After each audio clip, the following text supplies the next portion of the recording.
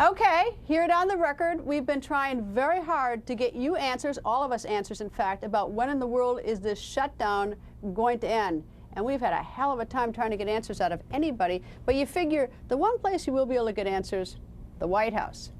So let's call the White House. Here we go. Let's see. Because you know they'll be happy to take our call.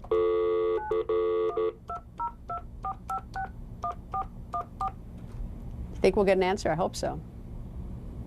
Hello, you have reached the Executive Office of the President. We apologize, but due to the lapse in federal funding, we are unable to take your call.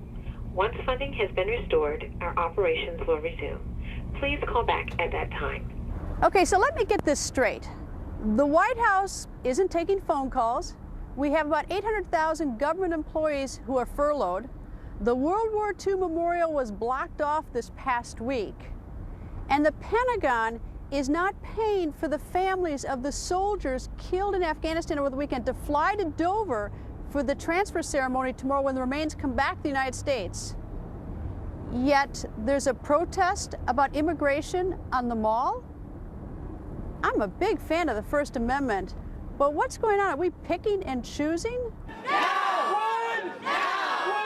That's kind of unfair, you know? They're parents. They should have the right as well as we did. I think we both want a victory to be able to have access to the mall, and just goes to show that Congress can shut down the government, but they can't shut down the Constitution. Both of us have a chance to express ourselves on the mall, and that's as it should be. It's just another one of those unjust things. I don't think it's right. They shouldn't put them first. Everybody's getting the freedoms that our vets fought for, and yet our vets can't get their own freedoms to do things. I don't think the veterans should be locked out of their memorials when the other people have free access within 5 blocks of here. I don't think it's fair at all. I don't think it's fair anything they're doing right now. And right now, there's new information tonight about those families who are not receiving death benefits from the government. A private organization now stepping in, offering to pay for them to get to Dover Air Force Base to meet their loved ones' remains. But what a slap in the face to our troops and their families that it's had to come to this. Former Defense Secretary Donald Rumsfeld joins us. Isn't that ugly? It is. It's inexcusable. I just can't imagine a decision-making process that would produce those outcomes. It's so unfair to the families, to the veterans, to the soldiers. You know, when we heard about it today, we started putting it like on Greta Wire and started making as much noise as we could, and one organization has stepped up to pay for these flights. But, imagine if the government had simply notified the American people. I mean, if the government, if our leaders can't get it together to run the government, at least they would have given the rest of us an opportunity, not just like, put a gun to our heads because it's tomorrow. There'd be an outpouring. Yeah, there would have been an outpouring of money, because people do give a damn about this. They sure do. Yeah. But the other thing, too, is that the $100,000 death gratuities, I hate that word that they used, they pay the families, that's being delayed, too. I'm not surprised. They're clearly picking and choosing what they want to do and making decisions that are, I suppose, fit their political philosophy. But I guess that if I were Secretary of Defense, I'd be pounding on the door of the White House, saying, you can go ahead and cut what you want, but not my people, not my soldiers who have given up their lives and their families. And think of the World War II veterans who were prevented from accessing the World War II memorial. I think that's an example of picking and choosing. It's sort of funny you say that. We actually went down there on Friday, and I boarded the bus with a bunch of World War II vets, and actually I had quite a lot of fun with them. But they had an interesting attitude. They were laughing at it. They were laughing that they thought that our federal government could erect a 2-foot fence and a sign. And have it work. Yeah, after they scaled the cliffs at Normandy and fought in the Pacific, they thought it was laughable. They made fun of the government. Yeah, you've named 2 or 3 things that are taking place in Washington, but in the broader sense, what's really taking place is that the lack of leadership is sending a signal around the world that the United States is in decline, that we're withdrawing, that we as a country are not going to behave in a rational manner. We're managing our economy on a European model, which is a failed model. and that signal goes out around the world.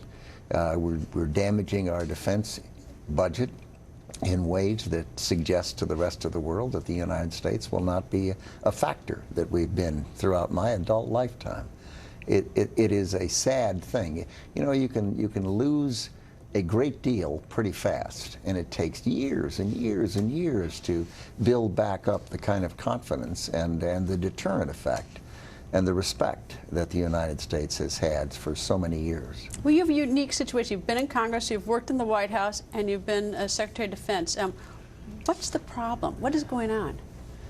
Well, you know, a businessman, a governor, a leader, would sit down in the White House with the senior people, call them in, and come to a policy decision and develop an approach, a direction, a leadership position. And then you'd sit down, as Ronald Reagan did, and other presidents, Gerald Ford, and you know, the Constitution divides the marbles. They give some to the judiciary, some to the legislative branch, and some to the executive. This is nothing new.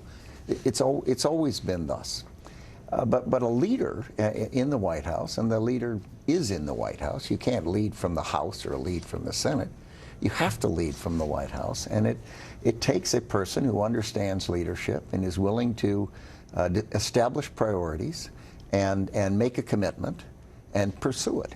And this president, unfortunately, I don't think ever had any real experience as a leader, and his behavior is such that I mean, imagine our country was downgraded in our ratings, financial ratings, under his presidency. That is an enormous slap in the face of the United States of America. Well, we may get it downgraded again. I mean, we have this battle over the debt ceiling coming up on about the 17th of October. And, you know, we don't know what's going to happen, and, you know, we want to pay our bills. But, I mean, I suspect there is some point beyond which you can't just keep moving the debt ceiling up when you can't even make your interest payment. Well, you simply cannot continue to spend the money we're spending and have the racking up additional debts and deficits in ways that tell the American people that it's okay to do that. You can't do that. There's a limit. And unless the president's willing to face the fact that there's a limit, that it's not inexhaustible, that the damage is already being done. The damage is the signal that's being sent to the world that the United States is unwilling to behave in a responsible manner.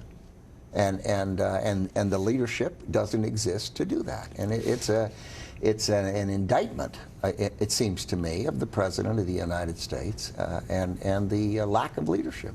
Let me ask you another question. It has to do with this whole overseas things you mentioned a second ago.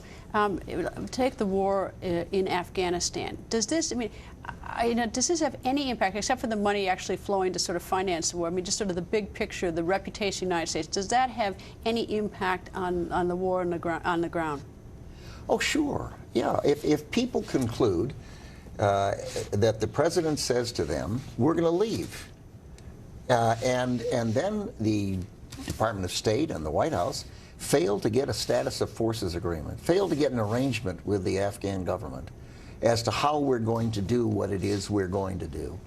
The signal is to the other side, wait them out, wait them out.